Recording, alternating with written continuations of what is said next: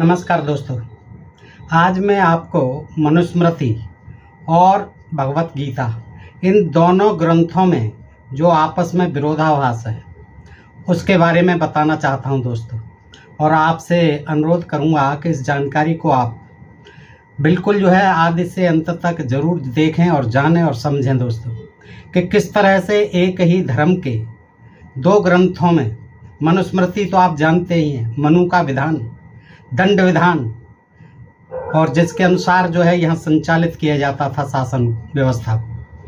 और गीता के बारे में आप जानते ही हैं कि गीता ज्ञान कुरुक्षेत्र के मैदान में जब आमने सामने दोनों सेनाएं कौरव पांडवों की खड़ी हुई है, उस समय गीता का ज्ञान श्री कृष्ण जी ने अर्जुन को दिया है दोस्तों। इसमें 700 श्लोक हैं और उसमें 2685 श्लोक हैं मनुस्मृति में। अब आप सोचिए कि जहाँ युद्ध क्षेत्र में दोनों सेनाएं आमने सामने खड़ी हों कौरव और पांडवों की, वहाँ 700 श्लोक सुनाए उनका ज्ञान मौखिक रूप से। क्योंकि बाद में अर्जुन ने जब पूछा कि महाराज मैं तो भूल गया भगवान, दोबारा बताइए, तो उन्होंने कहा कि मैं भी भूल गया, अब कुछ याद नहीं। तो दोस्तों इस तरह से ये सब आप समझते हैं कि किस तरह से ये चीज़ें लिखी गई है। 700 श्लोक महाभारत से लिए गए हैं, इसको भगवत गीता का नाम दिया गया है। और मनुस्मृति के बारे में तो आप जानते हैं, जिसमें 2685 श्लोक। अब इन ग्रंथों में देखिए, एक ही जिसे सनातन धर्म कहते हैं, हिंदू धर्म कहते हैं, उसी के ग्रंथ हैं दोनों, और दोनों में कितना विरोधाभास है दोस्तों। देखिएगा कि दोनों के कर्म योग में अंतर देखिए। मनुस्मृति इस बात को मानकर चलती है कि निष्काम कर्म नाम की कोई चीज़ नहीं है।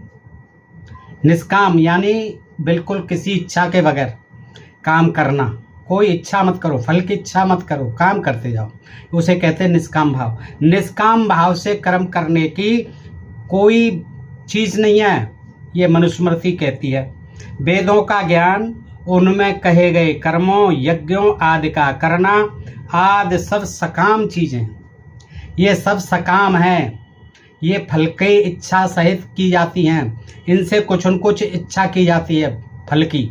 और क्या जो वेदों का ज्ञान है, उनके ये कर्म हैं यज्ञ आदि, उनके करने से तो ये क्या है, सकाम है। यही वैदिक कर्म योग है। अर्थात न तो अतिशय इच्छा करना ठीक है और न इच्छा का सर्वथा त्याग ही उचित है, ये मनुस्मृति कह रही है। संसार में इच्छा के बिना किसी मनुष्य का कोई काम कभी दिखाई नहीं देता, कोई काम नहीं करेगा बगैर परिणाम के, बगैर फल के, बगैर इच्छा के कोई भी व्यक्ति काम नहीं करेगा, ये मनुस्मृति कहती है। सबके सब काम इच्छा से ही प्रेरित होते हैं, सारे काम इच्छा से ही प्रेरित होते हैं। मनुष्य जो कुछ करता है वह सब इच्छा की चेष्टा है, इच्छा के द्वारा ही करता है। बिल्कुल ठीक है ये बात मनुस्मृति की, कि निष्काम होकर न कोई काम करता है दुनिया के अंदर, और न वैसा करना संभव ही है बगैर परिणाम के।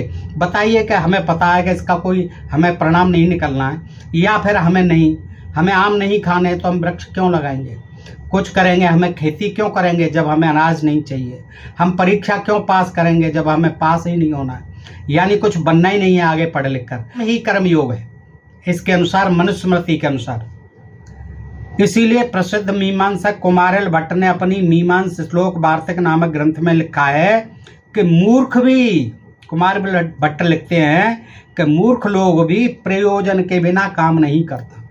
वो जाएगा भाई, मजदूरी के लिए जाएगा तो इच्छा करेगा कि मुझे इतने रुपए सुबह शाम तक मिलने हैं, तभी तो जाएगा, उससे बच्चों का पालन पोषण होगा।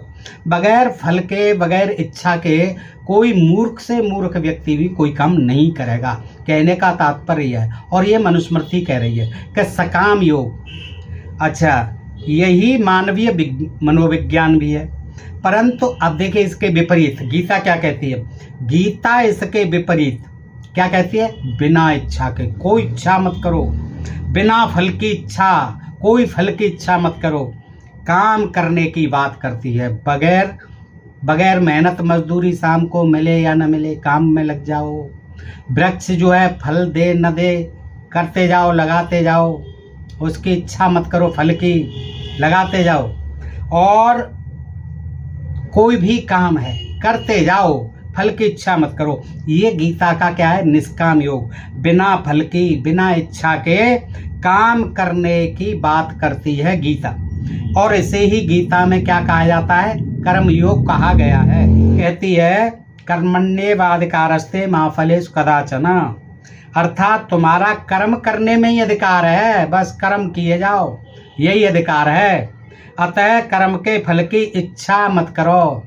तुम दूसरे के यहाँ मजदूरी करते जाओ, फल की इच्छा, मेहनत कि तुम्हें शाम को जो है कुछ मिलेगा, मजदूरी मिलेगी, ये बिल्कुल इच्छा मत करो, करते जाओ आप कर्म।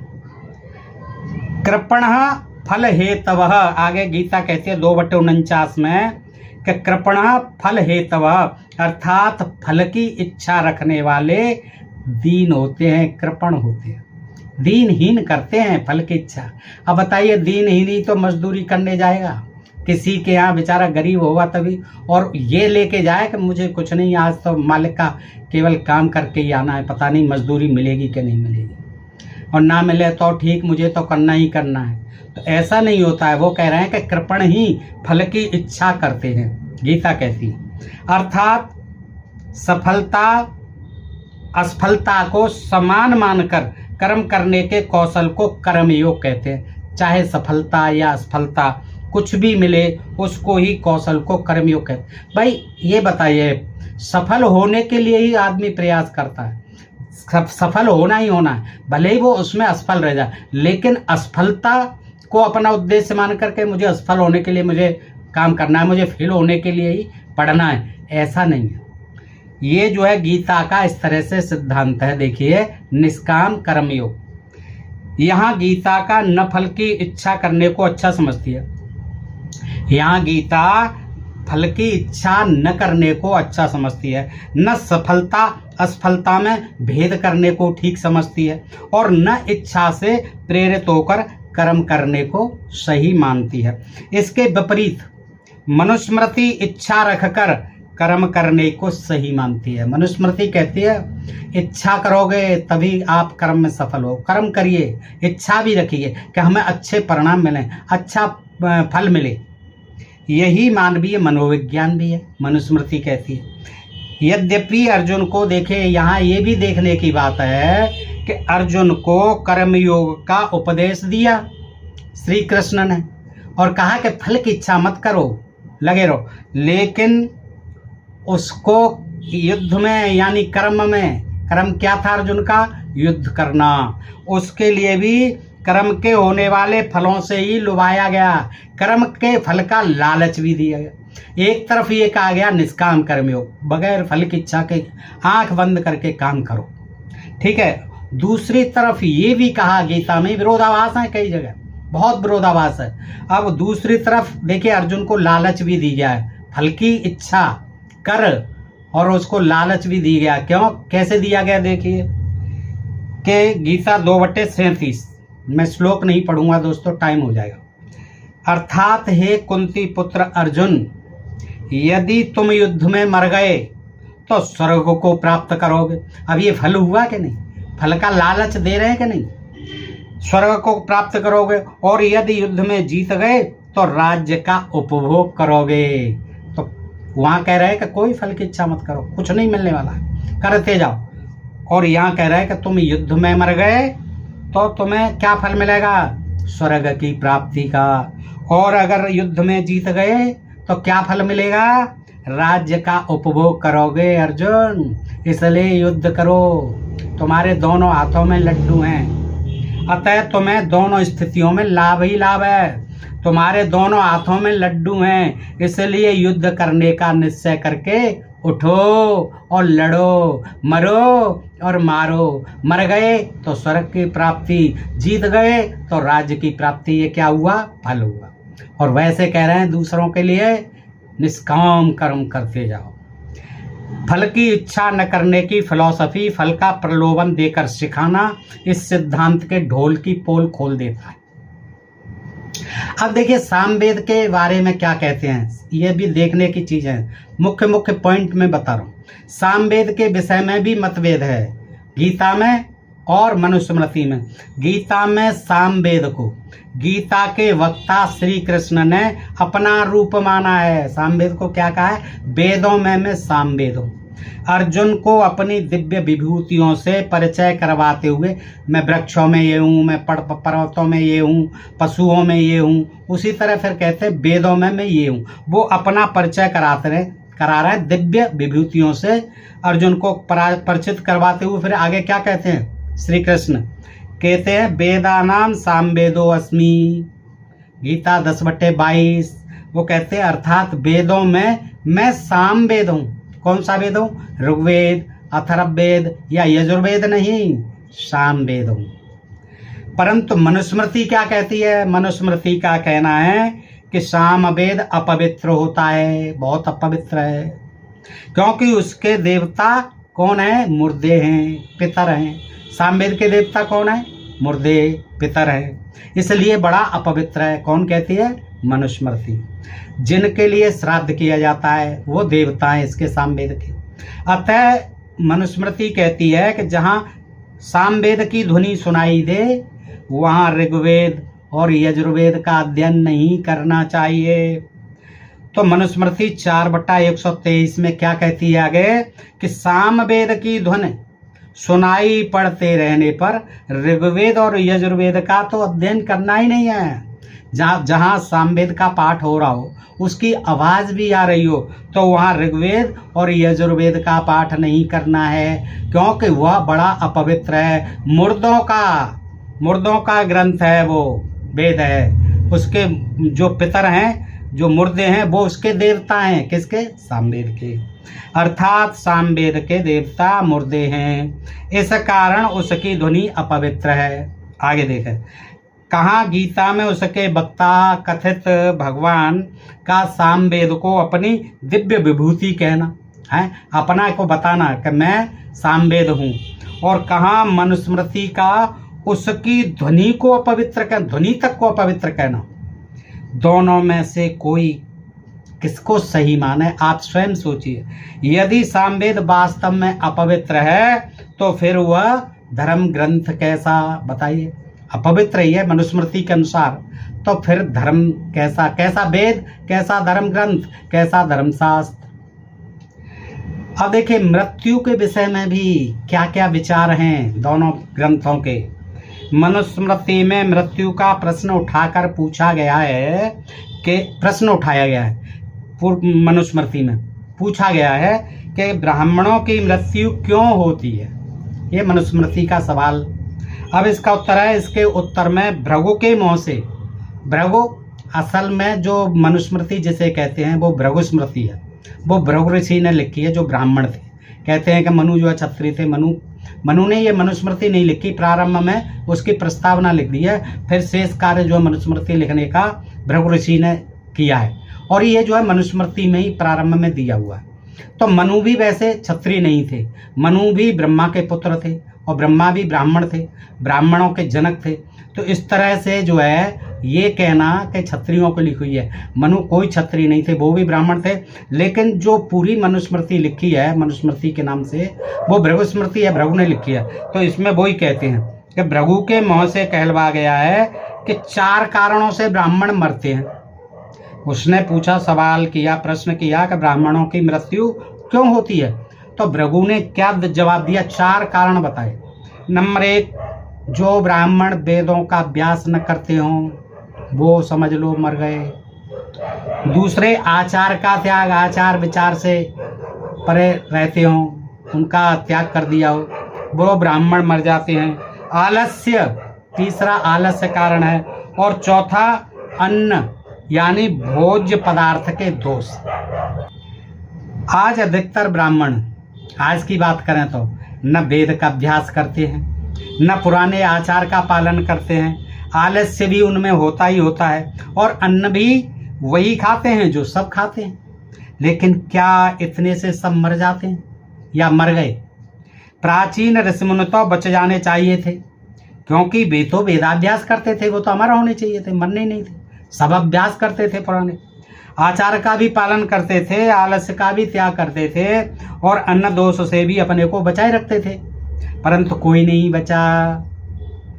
अतः ये जो 4 कारण मनुस्मृति ने ब्राह्मणों की मृत्यु के बताए हैं वे एकदम गलत हैं। आपने देखा दोस्तों, ब्राह्मण को तो इन कारणों से मनुस्मृति ने कथित तौर पर मार दिया, परंतु क्षत्रिय, वैश्य, शूद्र और बाकी लोग जो चातुर्वर्ण के बाड़े के बाहर हैं वे क्यों मरते हैं? चलो ब्राह्मण तो इसीलिए मरते आए, लेकिन वो क्यों मरते हैं इसके बारे में मनुस्मृति कुछ नहीं बताती।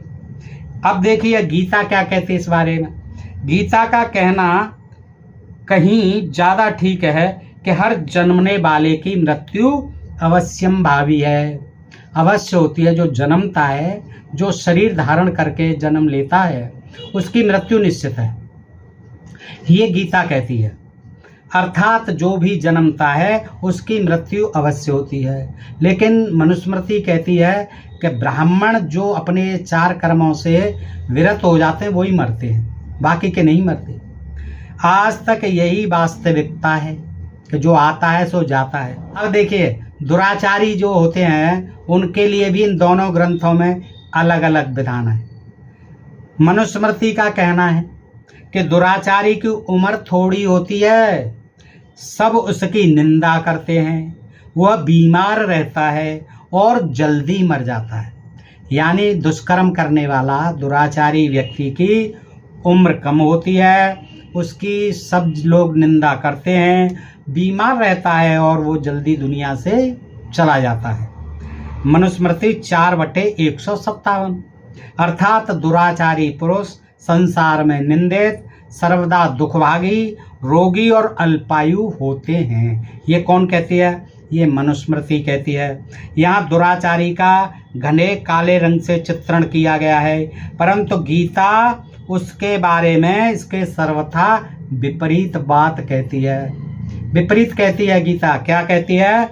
जब वह कहती है कि पापी से भी पापी, महापापी ज्ञान की नौका से तर जाता है। अगर वो ज्ञान हासिल कर ले, कितना ही बड़ा पापी हो, तो वो तर जाता है। और भगवान की भक्ति करने वाला दुराचारी नहीं होता। जो भगवान की भक्ति कर रहे हैं, भक्त बने हुए हैं, वो कितना ही दुराचार करें, अब गीता के अनुसार करते हैं। हाँ, गीता ने लिखा हुआ है कितना ही पाप करे, कितना ही दुराचार करे, वह दुराचारी नहीं है, वह तो सदाचारी ही होता है जो भगवान की भक्ति करता है। अब बताइए, भगवान की भक्ति कर रहा है एक तरफ, और एक तरफ बलात्कार कर रहा है, रेप कर रहा है, दुष्कर्म कर रहा है, हत्याएं कर रहा है। और वो कहते हैं गीता में श्री कृष्ण भगवान कि भक्ति करने वाला तो सदाचारी होता है, बेशक वह महापापी क्यों न हो, वो जो है भगवान की भक्ति करने वाला होना चाहिए, हैं, बहरूपिया होना चाहिए। साधु संतों जैसा काले पीले कपड़े पहन ले, तिलक छापे लगा ले। भगवान की भक्ति क्या है? जो आदमी दुराचारी है, पाप कर रहा है, वो भगवान का भक्त कैसे हो सकता है? कैसा उल्टा ज्ञान है देखिए गीता का। वो कहते हैं गीता 4/36 में आगे कहते हैं कि यदि तुम पापियों में महापापी हो तो भी ज्ञान की नौका से तुम इस संसार को पार कर जाओ। अब बताइए, जिसके पास ज्ञान होगा वो पाप करेगा ही क्यों? और जिसके पास ज्ञान नहीं होगा वही पापी होगा। वो कह रहे हैं पापी बेशक हो लेकिन ज्ञानी हो तो वो जो है भवसागर को पार कर जाएगा ज्ञान की नौका से। ये दोस्तों कितनी दिलचस्प जानकारी है, देखिएगा गीता 9/30 में आगे क्या कहती है। यदि कोई महादुराचारी भी, अब वो अपने लिए कह रहे हैं श्री कृष्ण अपनी भक्ति के लिए, यदि कोई महादुराचारी भी मेरी अनन्य भाव से भक्ति करता है तो उसे दुराचारी न मानकर साधु, और ब्रैकेट में सदाचारी ही माना जाए। क्या? साधु यानी सदाचारी ही माना जाए, क्योंकि उसका अच्छा निश्चय है, बेशक कितना ही महापापी हो, दुराचारी हो, लेकिन यदि मेरी भक्ति करता हो, समझ लो, फिर उसको साधु माना जाए, सदाचारी माना जाए, फिर उसको दुराचारी नहीं माना जाए। देखिए क्या ज्ञान है हमारे गीता के ये विचार दुराचारी को निराश होने से रोकने में तो सहाय हो ही सकते हैं। बिल्कुल उनका तो हौसला बढ़ेगा कि श्री कृष्ण भगवान कहेगा कितना ही पाप करो, कितने ही दुराचार करो, बस श्री कृष्ण भगवान की करते जाइए, कथा वाचन करते जाइए, पूजा पाठ करते जाइए, सब कुछ माफ, गीता पढ़ते रहिए, सब कुछ माफ। सदज्ञानी माना जाए, उसे सदविचार वाला साधु संत माना जाए। परंतु समाज में दुराचारियों के पनपने को रोकने में यह ज्ञान कदापि सहायक नहीं है, ये गीता का ज्ञान। इस दृष्टि से तो मनुस्मृति ही अच्छी है, मनुस्मृति की भूमिका ही ज़्यादा सार्थक है। गीता के विचार गलत संदेश देते हैं कि सारी उम्र दुराचार करो, बाद में बुढ़ापे में भगवान की भक्ति कर लो। वेदाध्ययन के बारे में देखें दोस्तों, वेद अध्ययन के विषय में मनुस्मृति और गीता क्या कहती हैं। वेद अध्ययन के बारे में मनुस्मृति तो आधारित ही वेदों पर है। मनुस्मृति में वेदों की बहुत महिमा गाई गई है।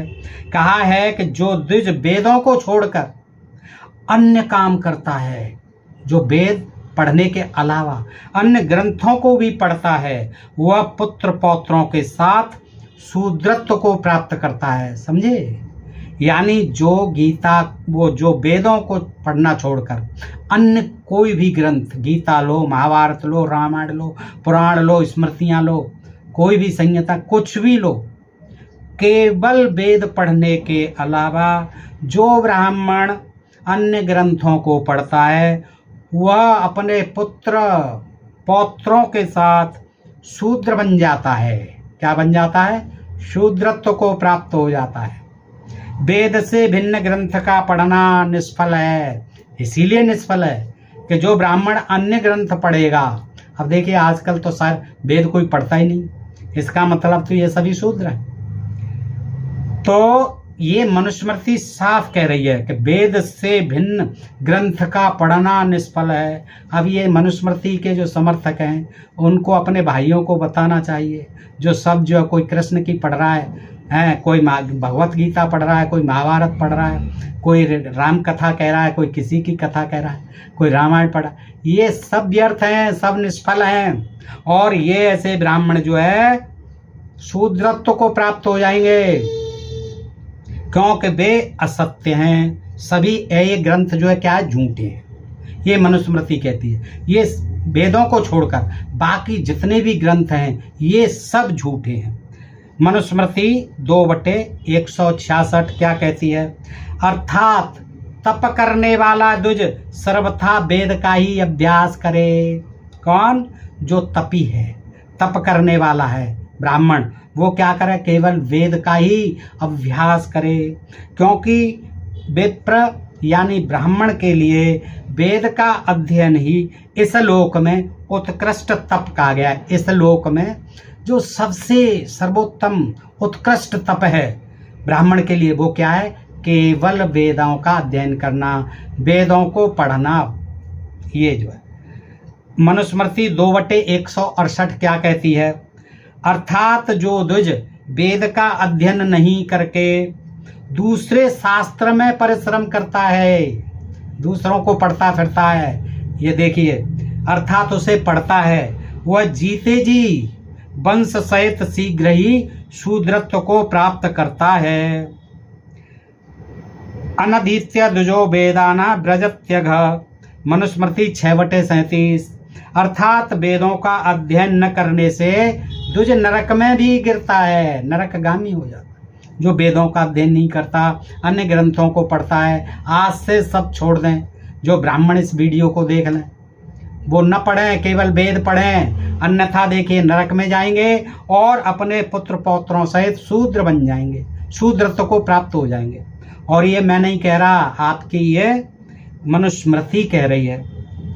जो स्मृतियाँ आगे कहते हैं मनुस्मृति 12/96 में कि जो स्मृतियाँ यानी धर्मशास्त्र वेद पर आधारित नहीं हैं तथा जो कोई बुरे विचार हैं, वे सब परलोक में निष्फल हैं। परलोक में उनका कोई फल नहीं मिलेगा, क्योंकि वे धर्मशास्त्र वेद पर आधारित नहीं हैं और उनको पढ़ोगे इस लोक की तो छोड़ो, यहाँ तो शूद्र बन जाओगे, नरक को जाओगे ही जाओगे, परलोक में भी आपको उसका फल नहीं मिलेगा, क्योंकि उन्हें तम प्रधान तामसिक कहा गया है। ये कैसे ग्रंथ हैं? वेदों को छोड़कर सब तामसिक हैं। तामसी भाव होता है राक्षसों का भाव, तमोगुणी है, तो वो जो है क्या है, सब तमोगुणी हैं, तामसिक प्रधान हैं, इसलिए उनको नहीं पढ़ना चाहिए। और आगे कहते हैं 12/97 में मनुस्मृति कि वेद से भिन्न जो शास्त्र रचे जाते अथवा नष्ट होते हैं वे सब अर्वाचीन यानी आधुनिक मॉडर्न काल के होने से निष्फल और असत्य हैं। देखिए वो क्या है, आधुनिक हैं। ये सारे जो शास्त्र हैं वेद से भिन्न, मनुस्मृति देखिए स्पष्ट करती है इस बात को, नोट करें कि वेद से भिन्न भूतम भव्यम भविष्यम च सर्व वेदात् प्रसिद्ध्यति, यानी वेद से भिन्न जो शास्त्र रचे जाते और नष्ट होते हैं वे सब आधुनिक काल के होने से निष्फल और असत्य हैं। ये सब मॉडर्न हैं, आधुनिक ग्रंथ हैं जो आजकल लिखे गए हैं, ये सब क्या है, निष्फल हैं, झूठे हैं, असत्य हैं। वेद से भिन्न जो भी है, केवल वेद ही सत्य है, अर्थात भूत भविष्य और वर्तमान सब वेद से ही सिद्ध होते हैं, बस और किसी से सिद्ध नहीं होते। वेद की महिमा गाने वाले इस तरह के और भी श्लोक मनुस्मृति में बहुत हैं। इनके विपरीत अब गीता के विचार सुनो। वेदों की उपेक्षा करने वाले उन्हें नीचा दिखाने वाले हैं गीता के विचार। गीता कहती है कि वे अविवेकी लोग हैं, वो अज्ञानी लोग हैं जो वेदों के शब्दों में आनंद लेते हैं। अब ये गीता कहती है, और कहते हैं कि इनके सिवा और कुछ है ही नहीं। जो ऐसा कहते हैं कि वेदों के सिवाय कुछ और है ही नहीं, जो केवल वेदों का ही आनंद लेते हैं, वो अविवेकी यानी अज्ञानी लोग हैं। गीता 2/42 में है, याम इमाम पुष्पिताम वाचम प्रवदन्त्यम विपश्चितः वेदवादरतः पार्थ नान्यदृष्टिति वादनः। आगे कहते हैं गीता 2/45 में, अर्थात वे अविवेकी लोग हैं जो वेद के शब्दों में आनंद लेते हैं और कहते हैं कि इनके सिवा और कुछ है ही नहीं। आगे कहते हैं गीता 2/45 में कि हे अर्जुन, वेदों का विषय 3 गुणों तक सीमित है। वेदों का विषय सत रज तम 3 गुणों तक सीमित है। तुम इन 3 गुणों से ऊपर उठकर स्वतंत्र हो जाओ। अब सत रज तम ये 3 गुणों से दुनिया बनी हुई बताई जाती है, लेकिन वो कहते हैं 3 वेद जो हैं 3 गुणों तक ही सीमित हैं। अर्जुन, तुम तो इन 3 गुणों से ऊपर उठकर स्वतंत्र हो जाओ, इनके बंधन में मत रहो। गीता 2/46। आगे कहते हैं गीता 9/21, जब सब तरफ पानी बहुतायत में उपलब्ध हो तब जो महत्व एक पोखर का रह जाता है, वही महत्व वेदों का एक ज्ञानी ब्राह्मण के लिए रह जाता है। समझिए दोस्तों, आजकल जब बाढ़ आ रही हो, वर्षा हो रही हो, धुआंधार, चारों तरफ पानी ही पानी दिखाई दे रहा हो, तो आप उस समय समझिए पोखर का, छोटे से पोखर का, तालाब का क्या महत्व है। वही महत्व जो है एक ज्ञानी ब्राह्मण के लिए वेदों का रह जाता है। चारों तरफ ज्ञान ही ज्ञान है, लेकिन जो वेदों के ऊपर आश्रित है वो एक पोखरा के समान है। वेद का ज्ञान, ये कहने का आस है। आगे कहते हैं 9/21 में कि वेदों के धर्म का पालन करने वाले जन्म और मरण के बशवर्ती रहते हैं। वेदों के क्या कह रहे हैं कृष्ण जी कि वेदों के धर्म का पालन करने वाले जन्मते भी हैं और मरते भी हैं, यानी ये जन्म मरण के बंधन में पड़े रहते हैं और आवागमन को प्राप्त होते रहते हैं, आना जाना इनका लगा रहता है जो वेदों को पढ़ते हैं। तो इस तरह गीता ने वेदों की भरपूर उपेक्षा की है, आपने देखा, और उनके महत्व को कम करके दर्शाया है। इस अर्थ में उसे हम वेदों की निंदक कह सकते हैं। गीता को क्या कह सकते हैं? वेदों की निंदक। देखिए यज्ञों के बारे में दोनों ग्रंथों का विचार देखें। मनुस्मृति यज्ञों का विधान करती है, जो यज्ञ द्रव्यों द्वारा किए जाते थे। दूध, सोमलता, मांस, लवण, नमक आदि वे पदार्थ थे जिनसे यज्ञ करने का मनुस्मृति में विधान मिलता है। और नीवार, दूध, सोमलता, दुर्गंधी व विकार से रहित मांस और सैंधव आदि लवण, ये सब स्वभावतः यज्ञ की सामग्री हैं। मनुस्मृति 3/257। ये क्या है? हवन की यानी यज्ञ की सामग्री। क्या क्या? सोमलता, दुर्गंधी व विकार से रहित मांस, ताजा मांस, और सैंधव यानी लवण, ये सब क्या है? यज्ञ की सामग्री हैं। इन द्रव्यमय यज्ञों की गीता ने निंदा की है और इन्हें निकृष्ट कहा है। गीता निंदा करता है इनकी, जो यज्ञ की सामग्री हैं, गीता निंदा करती है। इनकी अपेक्षा ज्ञानमय यज्ञों को उसने उत्कृष्टतर बताया है।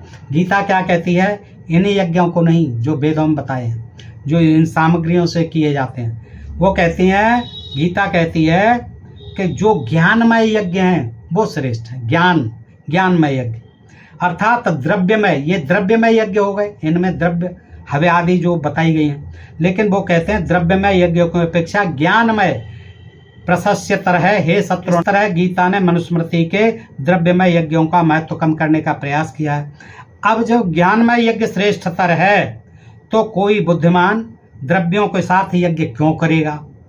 ऐसा लगता है कि बौद्ध धर्म के प्रभाव के कारण यज्ञों में जब मांस आदि की निंदा होने लगी तब पदार्थों के स्थान पर ज्ञान की महिमा गाई जाने लगी। भाई ये छोड़ो, मांस वगैरह ये तमाम जो है दूध, सोमलता और ये जो हवन सामग्री होती है इन्हें छोड़ो। ये जो है केवल ज्ञान यज्ञ किए जाने चाहिए। ये जो है बौद्ध धर्म के प्रभाव के कारण ऐसा हुआ। तो क्या हुआ? ब्राह्मणवादी विचारकों ने यज्ञ को तो बनाए रखने का प्रयास किया परंतु उसका सारा हुलिया फिर बदल दिया। अब देखिए जुए के बारे में देखें, गीता क्या कहती है और मनुस्मृति क्या कहती है। जुआ यानी द्यूत क्रीड़ा, महाभारत सारा का सारा द्यूत के यानी जुआ के इर्द गिर्द घूमता है। यदि द्यूत में, जुए में पांडव नहीं हारते तो महाभारत का युद्ध कदापि नहीं होता। मनु ने भी द्यूत की घोर निंदा की है। मनुस्मृति क्या कहती है? निंदा करती है मनुस्मृति द्यूत की। मनुस्मृति 9/221 क्या कहती है? राजा अपने राज्य से द्यूत यानी जुआ, कौड़ी, पासा आदि बेजान चीजों से बाजी लगाना और समायव्य, मुर्गा, तीतर, बटेर आदि जानवरों को लड़ाना, कुत्ता, घोड़ा आदि की दौड़ लगाना और इस आधार पर बाजी लगाना दूर करें। राजा इन पर अंकुश लगाएं। ये काम कतई नहीं हो, जुआ नहीं हो जो कौड़ी, पासा आदि चीज़ों से होता है। मुर्गा, तीतर, बटेर आदि जानवरों को लड़ा के होता है। कुत्ता और घोड़ा की दौड़ करा के होता है। ये सब बाजी लगाई जाती हैं। राजा को चाहिए, ये राज्य को नष्ट करने वाली चीज़ें हैं, इन पर तुरंत पाबंदी लगाए। अर्थात दूत आगे कहते हैं 9/222 में कि द्यूत और समायव्य जुए के दोनों प्रकार, प्रत्यक्ष में चोरी करना है, डाका डालना है। मनुस्मृति क्या कहती है? जुआ प्रत्यक्ष रूप से चोरी है, डाका डालना है। अतएव इनको रोकने में राजा को सर्वदा प्रयत्नशील रहना चाहिए। क्या रहना चाहिए? सर्वदा प्रयत्नशील रहना चाहिए। देखिए मनुस्मृति 9/224 में क्या कहती है कि जो मनुष्य द्यूत और समायव्य खेलें या खिलाएं उनको राजा शारीरिक तौर पर दंड दे, उन्हें पिटवाए, उनके अंग काट दे आदि। ऐसा ही उस शूद्र के साथ करे जो द्विज बना फिरता हो, उनकी तरह के यज्ञोपवीत आदि चिन्ह धारण करता हो। ये 9/224। ये जो मनुस्मृति का 9/224वां श्लोक है कि द्यूतम सवायम्यम चैवम च कुर्यात कार्येत वा तान्य सर्वान घातयद राजा शूद्रांशम द्विजलिंगिना। ये बहुत खतरनाक है दोस्तों। इसमें शूद्रों को भी चोरों के साथ, जुआरियों के साथ लपेट लिया। देखिएगा कि जो मनुष्य जुआ खेलता हो और खिलाता हो उसको राजा शारीरिक तौर पर दंड दे, यानी शारीरिक दंड दे, उन्हें पिटवाए, उनके अंग काट दे आदि। और ऐसा ही देखिए उस शूद्र के साथ करे। किस शूद्र के साथ करे? जो द्विज बना फिरता हो, जो ब्राह्मण बना फिरता हो, उनकी तरह के यज्ञोपवीत यानी जनेऊ आदि धारण करता हो, उसके भी ऐसे ही करे, अंग काट दे, पिटवाए उसे, शारीरिक दंड दे। अब देखिए, जुए खेलने वाले जुआरियों के साथ, चोरों के साथ, लुटेरों के साथ शूद्रों को भी लपेटा गया, और वो भी किसके लिए? जुआ खेलने के लिए नहीं, चोरी करने के लिए नहीं, कोई डाका डालने के लिए नहीं, कोई और अपराध करने के लिए। केवल यही अपराध है कि वो अपने को ब्राह्मण बनता हो, है कहता हो मैं ब्राह्मण हूँ, बनता हो, ऐसे ही छापे तिलक लगा के घूमता हो, या फिर जनेऊ भी डाल लेता हो, उसको राजा को कठिन से कठिन दंड, उसके अंग तक काट देने चाहिए। अब यहाँ क्या औचित्य था? देखिए, फिर भी मनुस्मृति ने इसमें शूद्रों को लपेट लिया। ये भयंकर घृणा है शूद्रों के साथ। आगे देखिए, मनुस्मृति 9/225 में क्या कहती है? अर्थात ज्वारियों को राजा शीघ्र ही राज्य से बाहर भी निकाल दे। हाँ, राज्य से बाहर निकाल दे। वेदों में भी जुआ खेलने से रोका गया है। ऋग्वेद 10/34/13 ये जो है कहता है कि जुआ मत खेलो। ऋग्वेद इन सब निंदाओं के बावजूद गीता को दूध से परहेज नहीं। देखिए, ऋग्वेद ने भी कह दिया, मनुस्मृति ने भी चीख चीख के कह दिया कि जुआ नहीं खेलना चाहिए, ये दंडनीय अपराध है। लेकिन वो क्या कहती है गीता? गीता कहती है कि गीता को बिल्कुल भी जुए से परहेज नहीं है, और उससे भगवान का रूप तक कहा गया है द्यूत को, जुआ को। देखिएगा, गीता 10/36 में श्री कृष्ण भगवान क्या कह रहे हैं? अपनी दिव्य विभूतियों का वर्णन करते हुए गीता के वक्ता श्री कृष्ण कहते हैं, छल करने वालों में मैं द्यूत हूँ। यानी जो छल करने वाले छलिया लोग हैं, उनमें मैं क्या हूँ? मैं द्यूत हूँ, जुआ हूँ। ये अपने को जुआ बता रहे हैं, यानी भगवान बता रहे हैं।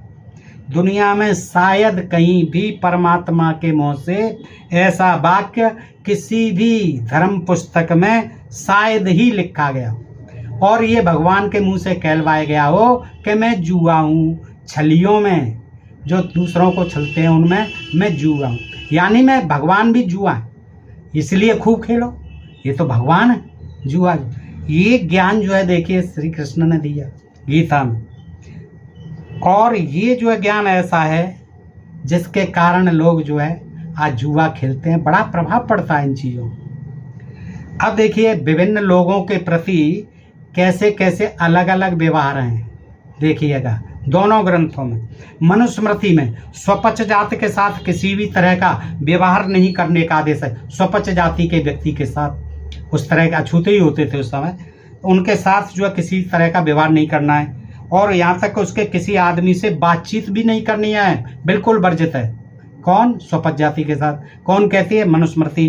कहाँ कहती है? 10/51 एंड 56। अर्थात चांडाल और स्वपच जातियां गांव के बाहर निवास करें। इसका अर्थ है इन श्लोकों का, उनके पास बैल, गाय, घोड़ा आदि न हों, वे केवल कुत्ते व गधे रखें। ये है देखिए हमारा विधान, एक ही तरह के लोगों के लिए है। कहाँ रहें बेचारे? गाय, बैल, घोड़ा न पालें, कुत्ते गधे पालें, गांव से बाहर रहें, कफन पहने, जो दूसरों के मुर्दों के कफन होते हैं उनको वो पहने, फूटे बर्तनों में भोजन करें, साबुत बर्तनों में भोजन नहीं करें। इनके आभूषण सोने चांदी के न होकर लोहे के बने हों, वे एक स्थान पर ज़्यादा दिन न टिकें, तम्बू डेरा लेके घूमते रहें, या वर खाना बदोश बने रहें। धर्माचरण करने वाला मनुष्य इनके साथ बातचीत न करे जो धर्मकर्मी हो, न इन्हें देख है। इनका लेन देन व अन्य व्यवहार आपस में ही हो। इनका भोजन दूसरों के भरोसे हो। बताओ, दूसरों से मांग करके खाएं, उनके टुकड़ों पर पलें, अपने सेवकों से न टूटे फूटे बर्तनों में अन्न दिलवा दें। ये रात को गांव, देखो इतनी तो उपेक्षा जो है पशु की भी नहीं करता है।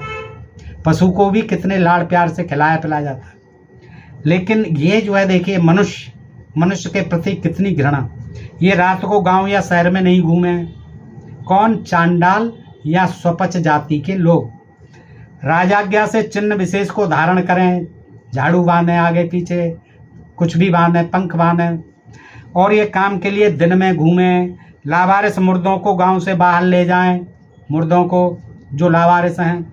यह शास्त्रोक्त मर्यादा है, ये शास्त्रों की मर्यादा है। देखिए, ये होती थी शास्त्रों की मर्यादा शूद्रों के लिए। वे बद्ध मनुष्यों अर्थात जिन्हें प्राण दंड दिया गया है शासन की तरफ से, उन मनुष्यों को शास्त्रानुसार मारें, राजाज्ञा से मारें, यानी जल्लाद का काम करें, और उनके बद्ध लोगों के कपड़े, सैया और आभूषण ग्रहण करें।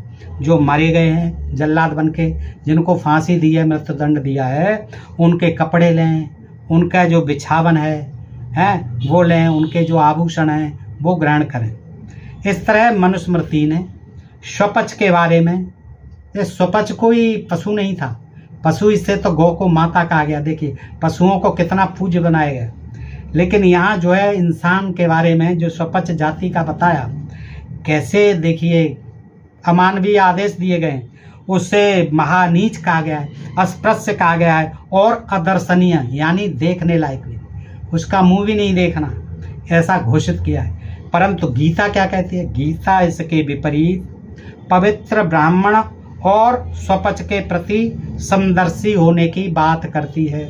गीता कहती है कि चाहे ब्राह्मण हो, कितना ही पवित्र से पवित्र ब्राह्मण हो, और चाहे स्वपच हो, दोनों को एक दृष्टि से देखना चाहिए, समदर्शी होना चाहिए इनके मामले में। गीता 5/18 कहती है कि विद्या और विनय संपन्न अर्थात विद्वान और विनयशील ब्राह्मण तथा स्वपच के प्रति पंडित समदर्शी होते हैं। जो पंडित हैं, विद्वान लोग हैं, वो समदर्शी होते हैं, किसकी? ब्राह्मण की और स्वपच के प्रति, दोनों के प्रति समदर्शी होते हैं, गीता कहती है। इसीलिए गीता ने शूद्रों, स्त्रियों और इन पाप योनियों या इनसे भिन्न पाप योनियों के भी भगवत भक्ति से कल्याण की बात कही है। यह गीता 9/32 में कहा है कि जो मेरा आश्रय ग्रहण करने से है अर्जुन, जो भी पाप योनियां हैं, यानी पाप योनि किसको बताया गया? स्त्रियां हैं, जैसे वैश्य हैं और ये शूद्र हैं, ये तीनों पाप योनि हैं। माहि पार्थम व्यप्राश्रित्यते अपशु पाप योनः स्त्रियो वैश्यास्तथा शूद्रास्ते अपि यान्ति पराम गतिम। यानी मेरा आश्रय ग्रहण करने से 9/32 मेरा आश्रय ग्रहण करने से है अर्जुन, जो भी पाप योनियां हैं, स्त्रियां, वैश्य और शूद्र, वे भी परम गति को प्राप्त होते हैं, परम गति को प्राप्त होते हैं मेरी शरण में आकर के, यानी मेरी भक्ति करके। इस तरह हम देखते हैं कि मनुस्मृति और भगवत गीता में कई महत्वपूर्ण विषयों पर मतभेद हैं, विरोधाभास हैं। एक की बात के सर्वथा विपरीत दूसरे ग्रंथ में बात कही गई है। गीता में एक दूसरे के, इस तरह से आपने देखा कि गीता और मनुस्मृति में एक दूसरे के प्रति विरोधाभासी बातें हैं, एक दूसरे के प्रति जो ज्ञान है वो बिल्कुल विपरीत है। बताइए दोस्तों, ये जानकारी आपको कैसी लगी? अच्छी लगी हो तो मित्रों में भी शेयर करें, लाइक और कमेंट करके बताएं कि ये जानकारी आपको कैसी लगी। दोस्तों, अपने प्रिय चैनल ढोल में पोल को सब्सक्राइब करते रहें। फिर मिलते हैं ऐसी किसी जानकारी के साथ अगली वीडियो में। तब तक आप सब मित्रों का हृदय से आभार, नमस्कार, जय हिंद, जय भारत। दोस्तों।